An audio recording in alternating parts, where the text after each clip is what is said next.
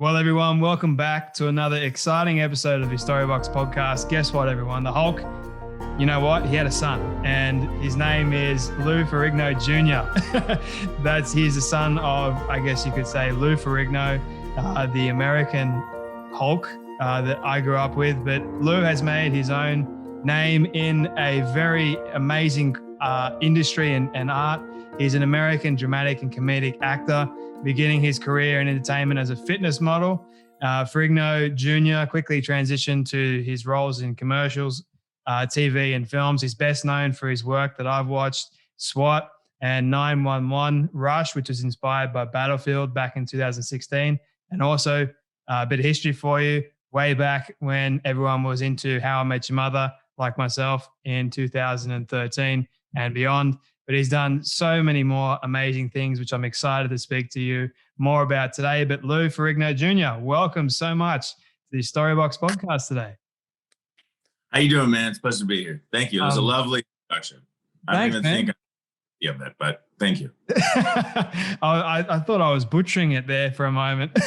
I had it all in my head, but then as I was saying it, I was like, oh, that's probably not, he's not going to enjoy this.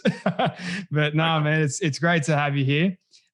Before we begin and dive into, I guess, your backstory, how this all began and everything like that, I have one question that I love asking all my guests at the very start, which is, What does success look like to you? What does success look like to me? I think there's different levels of success to which I have no clue what it looks like. But I think that success looks like when someone from a foreign land, different continent, has a great show and a podcast and wants to put me on it and actually ask questions about me based on things that they've seen that I've done, yet we have never met. And you from across the world have seen my work, and I'm doing something in which you can actually follow. For now in my life, that to me is pretty successful. Although there are heights to which I am going to even climb higher. But I mean, we're doing pretty good. Mate, I'm humbled by you saying that. What was that, sorry? That guy was you. That's what I was talking about. I thought you were talking about somebody else there for a second, man. But no, I love it. And I'm humbled really by you actually saying that, because it's always an honor for me to speak to someone like yourself who I've actually watched on the big screen, small screen, you name it, for quite some time. So it's truly an honor for me. And I see this as being success in many ways. So it's interesting how you twisted it and brought it back to me.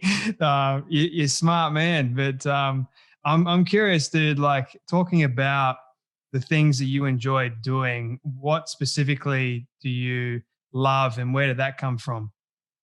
In terms of acting? In terms of acting, career-wise, just in your personal life as well.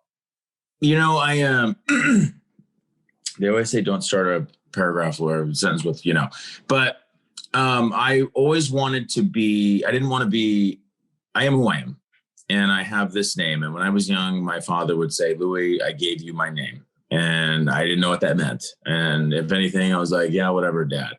But now when I see as an adult, I'm proud of my name. But when going into this business, I knew that I wanted to do this. And when I finally took the leap and decided to become an actor, I didn't want to just be a celebrity kid trying to be an actor. I didn't want to be some famous person's child trying to just get famous in front of a camera. I wanted to prove that this is what I'm doing for the rest of my life. I can affect people the way I saw that my father affected people with his portrayals of the Hulk and other characters.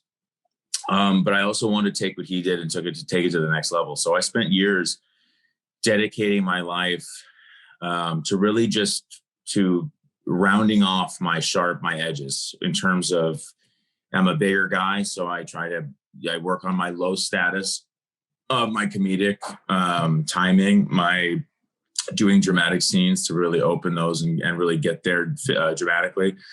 I push my body to intense degrees just to get certain levels of flexibility and strength to portray and move a certain way for action films.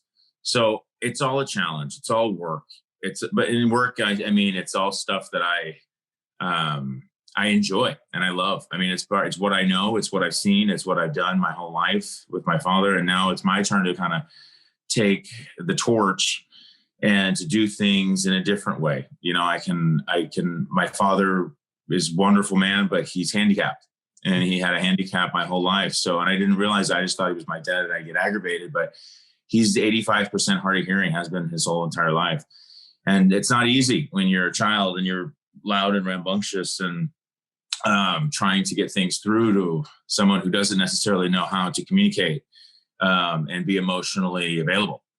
So I think back on my past and the times when I've been really affected, and I try to use all the moments of my life to just put on a performance and strive to play characters that affect people and have a way to really connect and bring something out in them. Because I saw my people all over the world go up to my dad and then just tell them and devolve into a puddle of mush in front of me, while they would say how the Hulk affected them and how they were so scared, and yet there was so much joy in their face and on their heart. And I was like, that's amazing. That's what I want to do. I want to affect people in a good way. I want to make people see the value of art, performance, and beyond just fame, beyond all that stuff that's man-made. You know, like, you can really affect people. I've seen grown men turn to like children when they see my father, and I'm like, big, huge man, little boy, be like, oh my God. And I'm like, that's amazing, the power of that. But you know, it happens with anything, good performance, any film, TV. So there's a lot of opportunities to do that. And then I'm going to keep plugging away and do my best to kind of disrupt this pattern of celebrity kids that want handouts and want to be famous and whatnot. Y'all can have it. I'm ready to make good art. That's amazing, man. Like, I'm sure you've probably been asked this question a million times over, but I want to get your take on it. Like, the perspective of how a lot of people, I guess, would see, I guess you've got Lou Ferrigno's name, and it's almost like people might see it as, oh, okay, he's going into the acting field because his father was, and it's a big, I guess, a legacy behind it would be a lot to live up to. Have you ever struggled with that? Sure. Every day. You know, and there were times in my life when I was less secure in who I am and what I'm doing, that I would kind of be like, oh, well, we have to say Lou Ferrigno's son or the Hulk's son. Like, I have my own identity. And I do. However, you know, and I just lost my train of thought. What were you saying? Say it again. Ask again. Have you ever had, it's interesting how you brought out identity. Have you ever had an identity crisis? Sure, in my early 20s, but that was a rough weekend. But now I discovered who I was, and now it's just a part of my life. It's who I am. I mean, it's if my parents were both worked at General Motors, I mean, in another state or wherever, I mean, it'd be hard for me to just become someone who's proficient in needlepoint. It's like, this is what I love. This is what I know. This is what I do. But I'm the real deal in the sense where I've dedicated my life to this, and I love this. And there's nothing that excites me more than doing this. This podcast, for example, is part of the job. It's part of doing what needs to be done in order to make good things happen. And so I try to appreciate all the time that I spend living that life, because I would like to be a beacon of light for someone who thinks, well, maybe it is possible. You don't just have to have a famous father, because it also has its downsides. It really does. I don't want to get into those necessarily, but life, it doesn't mean just because your dad's famous and a famous actor doesn't mean life's perfect. Life's going to be okay. There's a lot of soul searching. There's a lot of questions you need to ask yourself. And a lot of people don't answer those head on, and they avoid the questions. They avoid the temptation. They pursue temptation. They pursue the easy route. But I'll tell you right now, I mean, at the end of the day, it's the man in the mirror, and you got to be happy with who you are. Do you ever get sick of it? People coming up to you and asking you these kinds of questions about your father and that? No, because well, I don't get sick of it, but I think the phrasing, it's just interesting to see the phrasing of, oh, you're Lou Ferrigno's kid. Oh, you're the Hulk's kid. Like, I'm like, who talks to a grown adult? Like, you're this person's kid. Like, that's what kind of bugs me sometimes. No, I mean, but I don't, but at the same time, like, I see myself on a different, just have a different cross to bear, so I can't admonish them for not phrasing it the way I'd like it to be phrased. It's all good. But no, I mean, it's part of the gig of being Lou Ferrigno Jr., man. I mean, it's out of respect. If they didn't respect my father, if they didn't like my father, I bet they wouldn't be asking too many questions about me or him. So I take it all with I'm very grateful to even just be acknowledged like that. I appreciate your mindset on this and what you actually are trying to build for yourself and trying to bring awareness on. I think it's quite admirable. And I think there is this, I guess, stigma around Hollywood about being this, I guess, entitled individual because of fame and celebrity. And we look up to all these idols we basically make them essentially. And I guess we kind of forget about they're doing a job first and foremost. And secondly, they've got their own struggles, they've got their own passions, their own belief system. We forget the human element. So I guess one of the reasons why I wanted to speak to you, it wasn't for your name, it wasn't for your dad or anything. I was just curious, but more for the fact of what you do and why you do it in the first place. And I had no idea, to be honest with you, that you want to bring awareness into this big issue that is plaguing, I guess, Hollywood and media in general.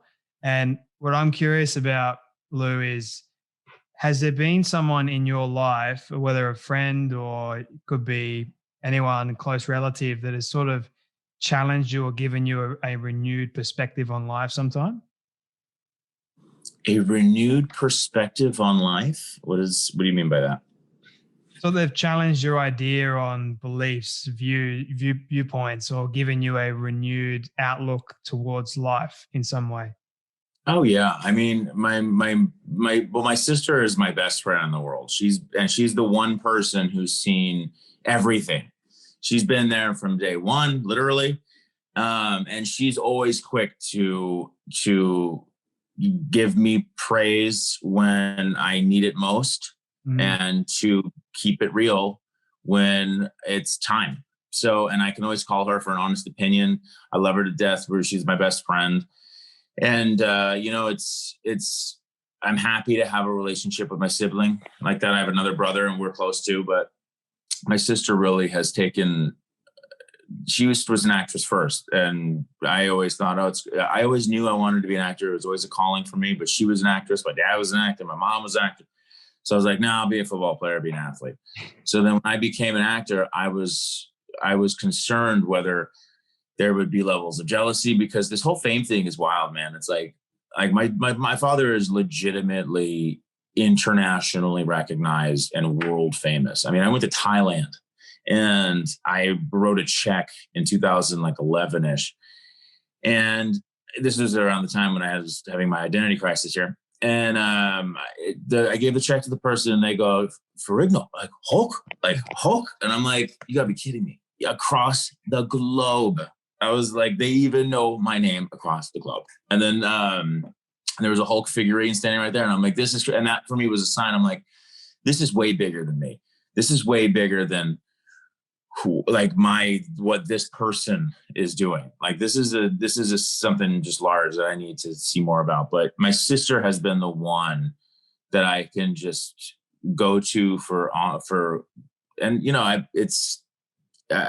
whenever I'm having a time where it's tough, where I'm not feeling things are happening as I wish they would, or I'm being distracted by, I don't know, people tend to can I curse on here? Yeah, Is that bullshit? There's a lot of bullshit. There's a lot of horse shit in terms of people like pretending to be your friend. People saying this, oh my God, we love you, we'll call you, and you don't. It's tough. But she always has such a great perspective, and I can trust her. Family is big, and nobody understands this crazy ride that I've experienced so far, from even with my father to now, besides her. So I can't imagine what it's like being famous and then trying to figure out who your real friends are.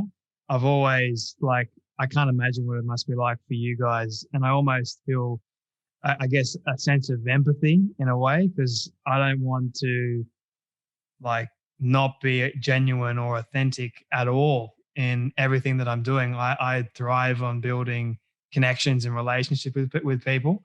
I think that's the most meaningful, because if like you're fake and you're just seeking to take things from people, it's like very shallow and you're never going to be fulfilled or satisfied in life. That's what I've realized. And I think also having good people around you, Lou, like you've got your sister, to sort of hold you accountable to that and sort of bring you back down to reality. I think that's also a good thing. I guess shifting the conversation towards your craft, the acting craft as well. What do you think, in your opinion, you've noticed about being creative? In terms of acting, so I paint as well. So painting is a way for me to, and that really is a different channel of creativity that it allows me to kind of disconnect when I'm waiting to hear back from a certain job or about a role or an audition. So there's a visual creativity to me. And also when I'm portraying and essentially, of inventing another person, there's another level of creativity. But what I've realized, and I try to find the thread that connects all creativity, because I think inspiration and all that is all one. It's six to a half dozen. So I think creativity is like, it's like you're in the ocean and little ideas are like fish that just go by. And they're just going by and things happen. And creativity, just ideas come, and you really have to be active in snatching one of those fish. And when you catch that fish and you realize, oh, this is something I gotta get on this, you got to make the move and you got to go. Otherwise they'll just go by and it'll be fine. But those ideas may never come again. Sometimes I have really vivid dreams, and in the middle of the night I wake up and I record them on my voice recorder, because so many times I've been like, oh, that was great. I'll remember that. And I completely forget like gone. Mm-hmm. If you catch me at a phone call in between nap, where if I go to sleep and then I wake and I get to take a phone call and then I fall back asleep, it's as if it didn't happen. So really pouncing on ideas is important to really extrapolate them into something bigger. And especially with people, when I meet people and I'm like, this person is such a character. This is amazing. And I go home and I laugh to myself in the mirror. I'm like, this person is such a character. I have to do something with this. So I make a mental note. Sometimes I write things down and just try to use those little glimmers of creativity and spunk to create something larger and something that I can really connect with people, whether it's portraying a character or making a piece of art. You mentioned there, like for a moment, while you're waiting to hear back from a role. And I'm always curious with actors, do you ever get nervous in that process of waiting for a callback? Oh yeah. I mean, audition, it's like sometimes there's been so many roles where I wait, like this would be the one. Like this would be the one to do this, and then my career and this, and then this and this. And next thing you know, I'm building a castle when I haven't even mixed the cement. So I'm trying to work on getting better at not living the fantasy before it happens. But yeah, I mean, you asked nervous. This headband I think is too tight. Do I get nervous? I think not really. I mean, the whole Zoom thing has changed in terms of the live performance is why I wanted to do this. Like I love acting and where you connect with and you watching it, which is essentially it's an ancient art of being in front and performing for people. So there's times when the stakes are very high that I get nervous and I think things, but after you've done, like, let's say I tested for a series last year as a series regular, and you're doing something 4 or 5 times. It's like, you can't get caught up and I should do it differently the 5th time because you have to do it the same time. So there's a lot more of just like, let go and let God do his thing, I guess, if you want to use that phrase. But there's so many things that are out of my control that if I start to get caught up and start to like think about what I need to do that I can't, I'll go literally batshit insane. So it's more of an effort to just relax and just be someone who's letting it happen and reacting as opposed to getting caught up in my head. How do you unwind, man? Like, do you work out a lot? Do you go to movies, watch other people's films? What do you do? I paint a lot. I paint. I'm working on this Batman here. We're going to get a visual image. Oh, damn. Yeah. That's epic, man. Thanks, dude. Yeah, it's okay. I mean, so that's like kind of what takes my time. So that's I mean, I've been working on that for a few months. That works with my breathing, and I do that to really unwind and just be at peace and be alone with myself and whatnot. Exercise in all forms is important. Just self-maintenance. A lot of foam rolling. Foam rolling is will save you thousands of dollars at the chiropractor's office. I know. So, I can only, to wind down, I try to, I don't want to say just like relax and be alone because, my mind, as creative of a place it is, it's still, there's dark corners that I don't necessarily want to go to at certain points. So I do disconnect with meeting with friends. I have a lot of friends I have some friends that are very famous, some friends that I've had since high school, some friends that are just completely real in themselves. And I just go hang out with my real normal friends who they don't care what I just did in terms of, they want me to be happy and they want to talk about dumb shit and just make each other laugh and just be real. They're not obsessed with how they look. They're not obsessed with their brand and all this stuff. And I'm like, for a second, I can kind of jump back to the year, I don't know, the late 90s when I was just like coming up and I didn't have all these things about what mattered as an adult and career and whatnot. And but it's an effort. I have to pursue normalcy, if that makes sense. Do you sell your art at all? I'm just curious. Yeah, I sold prints on was it ferrignoart.com is my website, and then but I've done a lot of commissions. I've done a lot of paintings that I've just sold. People have liked a lot. So, I've worked with a few actors who they're like, I didn't even know you're an artist. And then my buddy Kenny Choi from 911 purchased the Hulk piece I did, which is really cool. And then one day I'm going to organize a way to kind of use my art because it's so much bigger than life. Like you create this piece and it's like months and months and energy and time and perspective, take a step back and going forward. It's way different than digital art. So to sell this piece, this frame, this wood frame with this canvas on it is one thing. But the idea of this art, like generating a lot of, let's say, money and revenue for a certain cause, I think would be really, really, really, really cool. And so I think when, I have a lot of pieces lying around and acrylic is different. There's something to the tactile, real medium of painting with acrylic that's different than just going and looking at a screen. So, it's so in the future, I mean, I'm just going to keep painting and see what happens, but I'd like to use all my work for good because it just comes out of me and I'd like to just help people somehow. That's amazing, man. Like, congratulations. Like, you're so versatile. I mean, you're a famous actor and you're also, I guess I can say, famous painter too. Oh, wow. But mate, yeah. It's a real honor to actually be speaking with you today. I wish I could show you because I feel the same way. I don't paint. I used to draw. And I found drawing very poetic in a way because it was helping me think about or not think about all the craziness around me. I was just focused on actually creating something, and I got into this mode, and it was beautiful. And I think you can relate to that in some way. Sure. My favorite piece of art, I actually have it in my bedroom. I can't show you, sadly. But it's the picture, the poster of Logan, the movie.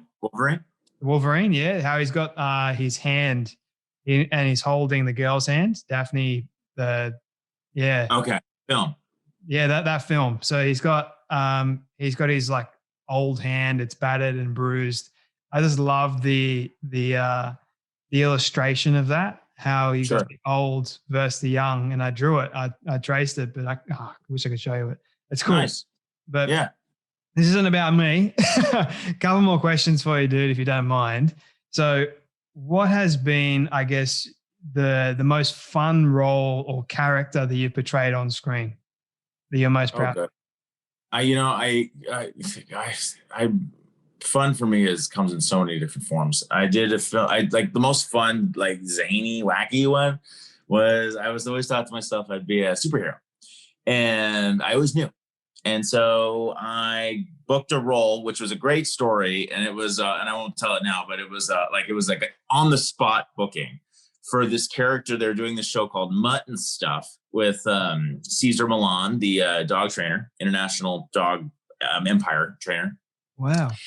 And it's basically his son Calvin has this place for dogs called Mutt and Stuff. And then there was this role for Super Sammy, which was a superhero. And he was just one of these larger than life, big, oh, great. And I went out there and I thought to myself, and I was like, this is kind of dumb. This is kind of cheesy, but like, whatever. And then I thought to myself, stop right now. Who are you? Who do you think you are? Someone's going to book this job. Someone's going to get hired to do this job, and I can do it. So do it.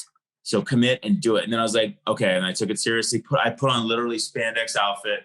The first casting session, she turned off the camera. She's like, that was crazy. She's like, please do that again. So, and it was just like a lot of this and all this. It was really fun to play because it was essentially me in a spandex suit. They didn't know what they were in for. So you had Barty Croft, legendary TV producer, who did Puff the Magic, not Puff, well, he did all these. And they're sitting in this small room, and they're used to like either actors or like older actors coming in. But then like there's like me who actually has like muscles. They had a muscle suit ready for the character, and they're like, we don't even. And the one thing is, I read it. They're like, we don't even have to use the muscle suit.